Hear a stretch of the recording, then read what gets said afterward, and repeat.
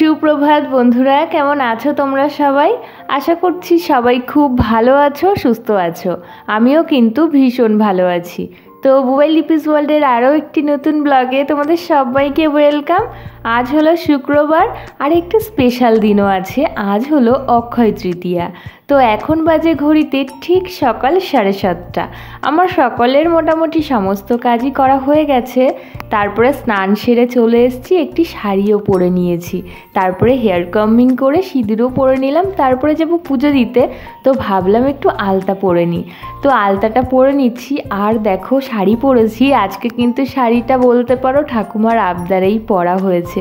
ঠাকুমা বলে যে এরকম শাড়ি পরবি, আলতা সিঁদুর কপালে টিপ দিয়ে মাথায় ঘোমটা দিয়ে তারপরে পুজো করতে বসবি।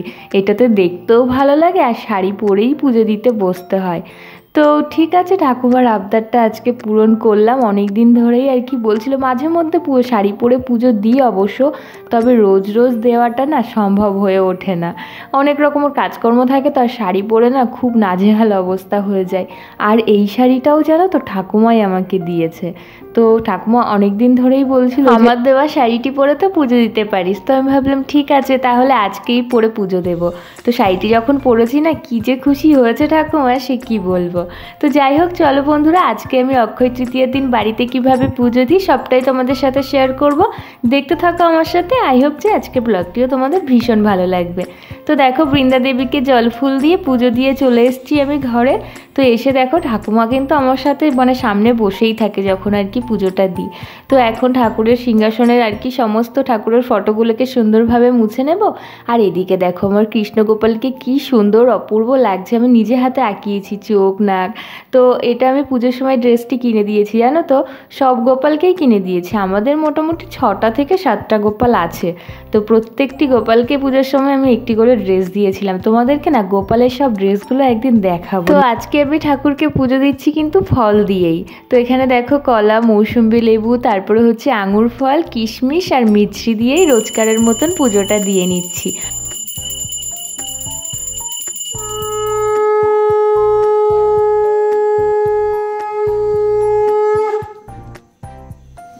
তো আমার পুজো দেওয়া হয়ে গেছে, এখন গীতা আস্বাদন করব। তো দেখো তোমরাও শোনো আমার সাথে।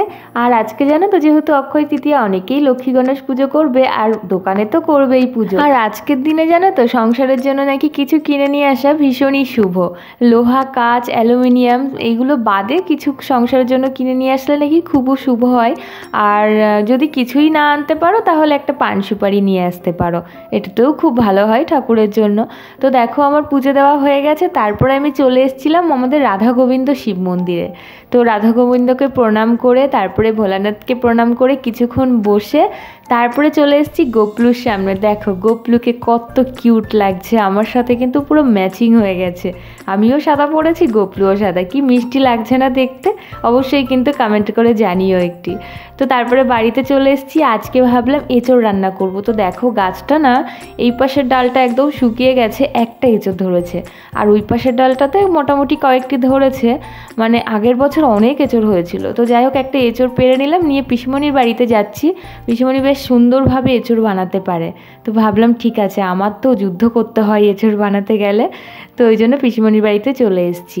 আর পিসিমণি আজকে সকালবেলায় করেছিল ছোলার ডাল আর হচ্ছে লুচি। তো আমাদের জন্যও আর কি করেছিল।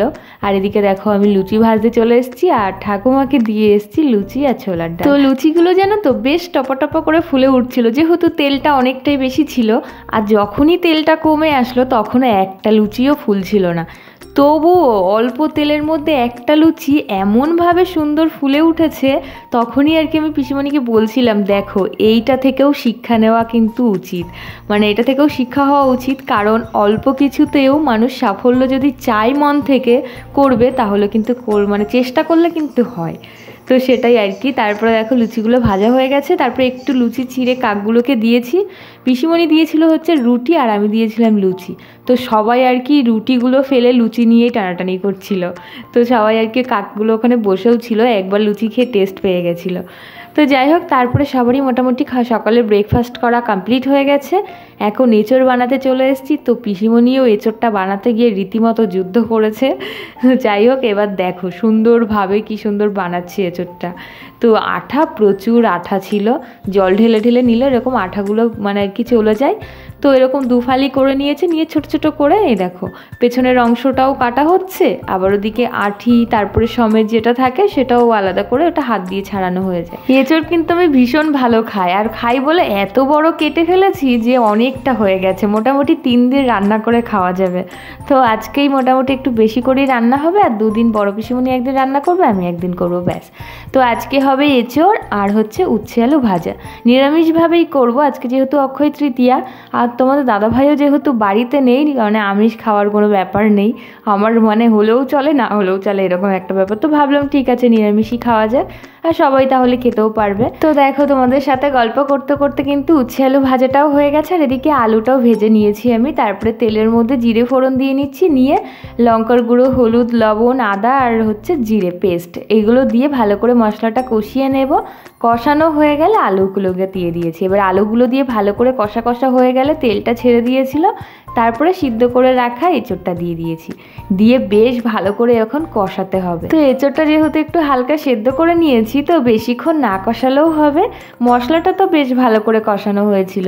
তো হালকা করে একটু কষিয়ে নিয়ে তারপর জল ঢেলে দিয়েছি, তারপর ঢাকা চাপা দিয়ে একটু রান্না করলেই বেশ টেস্টি একটা এঁচড় রান্না হয়ে যাবে। ঘি গরম মশলা অ্যাড করে দিতে পারো, আমি ঘি ছিল না বলে আর দেওয়া হয়নি, গরম মশলা দিয়ে দিয়েছি।